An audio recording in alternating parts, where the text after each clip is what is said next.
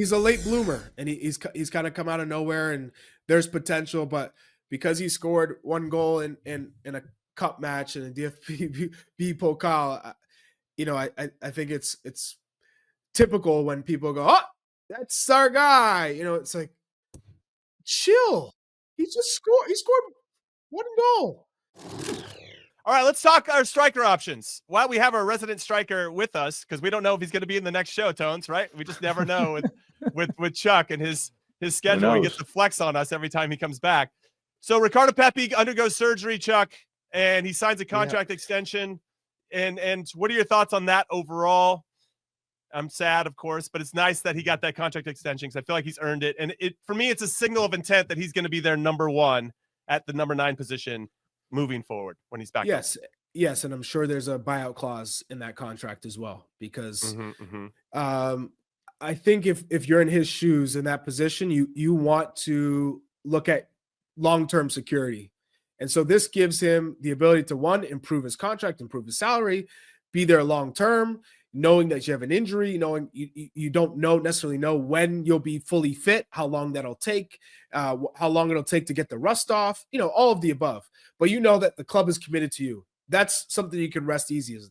The other part of it is, if I do get back to where I was balling and scoring goals and having a lot of interest, at least we've come to an agreement that this is the price that you'll allow me to leave for. So I am 100% for it. I think it speaks volumes of what Ernie Stewart and Peter Bosch were able to convince Pepi and his agent to say, hey, you're our guy for the future, and we're going to reward you for what you've been able to do.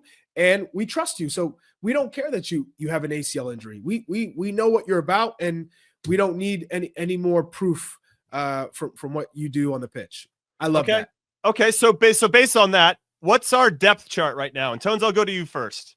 What's your top 5 U.S. men's national team striker depth chart without Ricardo Pepi or without Flo Balogun included in that list? So we're kind of just thinking Nations League. What do you got for us? What'd you roll out? Yeah, right now I rolled out for Des, our producer, Sargent, Weah, Vasquez, Ajiman, and I put Charlie Davies as the 5th one, but he didn't put it up there.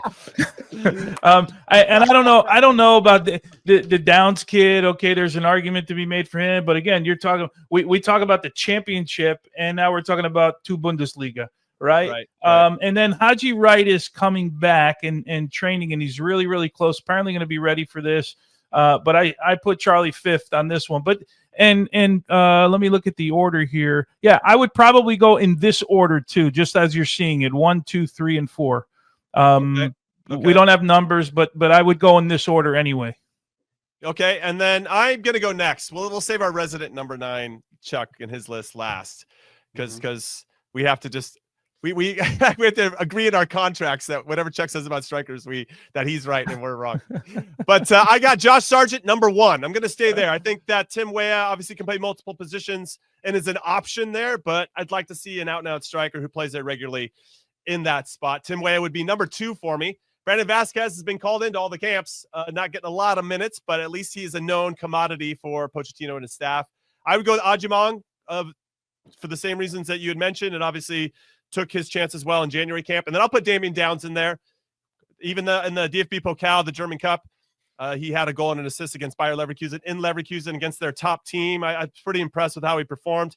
He has 8 goals already for Köln in the 2 Bundesliga. So he clearly is having an impact for them. And yeah, there's an argument to be made about exactly how difficult that competition is in comparison to others. But scoring goals is scoring goals, right? And that needs to be taken into consideration. I did, though, initially have Brian McBride written as my sorry, Chuck, I had McBride in over you.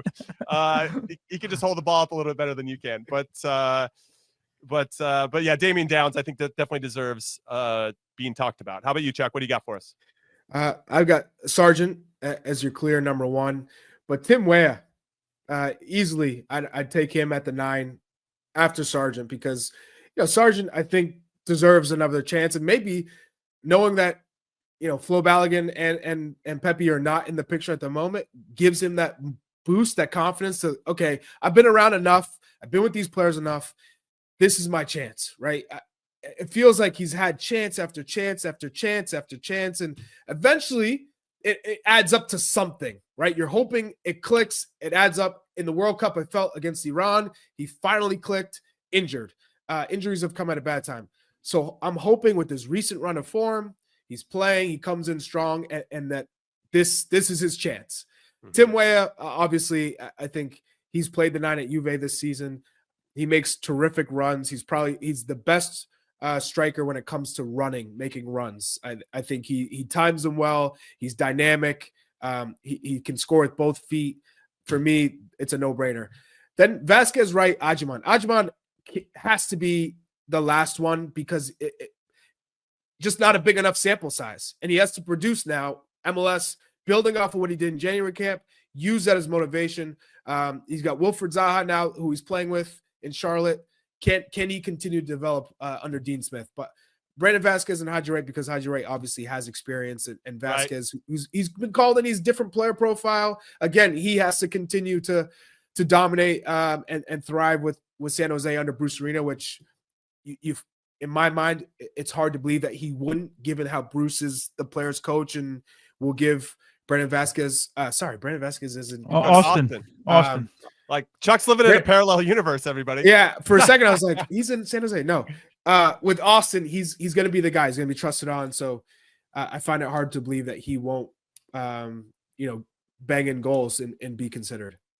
So, and this was a nice reminder from Ivis in our private chat that Damion Downs was actually part of the final pre-Olympic camp ahead of the Olympics and was obviously not selected, but he's not on our radar.